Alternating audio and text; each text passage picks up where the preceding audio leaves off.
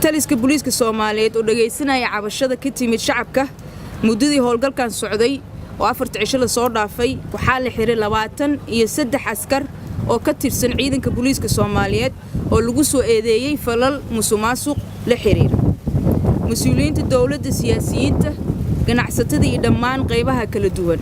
ee bulshada waa inay u hoggaansadaan sharciga isla markaasna la shaqeeyaan booliiska hubinta amniga muwaadiniinta amniga waddanka waa mas'uuliyad gaar ah ayaa dhamaanteena naga saaran